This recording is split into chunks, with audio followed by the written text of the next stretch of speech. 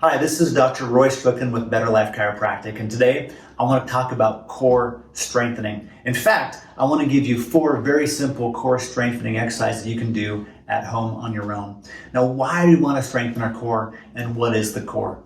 So the core is a group of muscles. There's several of them, and they surround your torso and they help stabilize your spine during basic movements. If you go to do a basic movement and the core isn't engaged or it's not toned enough, you can injure your back. I've had several patients tell me that, "Doc, I was doing something simple. I just bent over to pick up a piece of paper and I threw out my back." And if the core was toned and engaged, that shouldn't be the case. Now, I've also seen a lot of people just get really overwhelmed by the idea of core strengthening and they're just not sure where to start. Or they'll pick up something they found on the internet and they're just doing the wrong thing, like crunches, which builds up abs and they're trying to look for a six-pack, but it's really not core strengthening. So let's go ahead and get started. First, I want to talk to you guys about bird dogs. So bird dogs are pretty easy to do. You're going to start by getting on your hands and knees, kind of like a dog. You're going to start by alternating your opposite arm and your opposite leg, and you're going to bring them up in the air, keeping your arm and your leg parallel to the ground. Now, it's important that while you're doing this, that you're engaging your core, that group of muscles right above your waist, and you're also going to engage the muscles in your glutes. Then you're going to switch and alternate sides, opposite arm, opposite leg, parallel to the ground, engaging your glute muscles and those core muscles. Alternating again, holding for 5 seconds with each rep. Generally, you want to do between 10 and 12 reps. Those are bird dogs.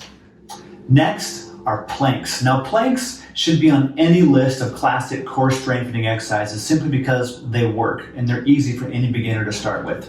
So the way to do a plank is you're going to get yourself face down on the ground or an exercise mat. You're going to get on your elbows, and while engaging your core, you're going to press down your toes and make your body straight like a board. Thus they're called planks. Keep the core engaged. If you can hold this for 30 seconds, you're doing pretty good. Sometimes you might want to start off doing 10 seconds, eventually 20 seconds, working your way up to 30 seconds.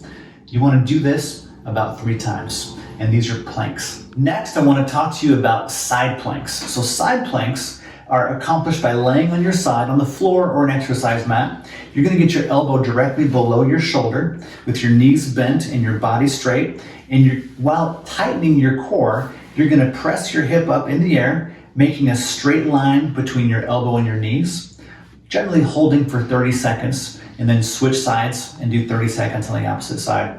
To make it more challenging, or as you progress in doing planks, you can straighten out your legs and press from your heels, keeping your body straight. And this would be the more advanced version of the side planks. So make sure you do it on both sides, generally 3 sets of 30 seconds, works pretty good. Finally, I want to talk about glute bridges. The way that you would do a glute bridge is you start by laying on your back. You're going to have your knees bent, and you're going to start by engaging your core muscles and drawing in the belly button. And then focusing in your glutes, you're going to push up in the air, holding your hips level so that there's a straight line between your knees and your shoulders. You're going to hold that contraction for 5 seconds before you return to the starting position. And you want to repeat that 12 times. Now, the more advanced move is to do it with one leg alternating sides. The way you do this is you keep one leg straight and then push your hips up in the air, holding that contraction for 5 seconds, and then alternating sides. Again, doing 12 reps. Now remember, core strengthening exercises do not have to be complicated. They just need to be consistent, and they can go a long way in not only injury prevention, but in helping good posture.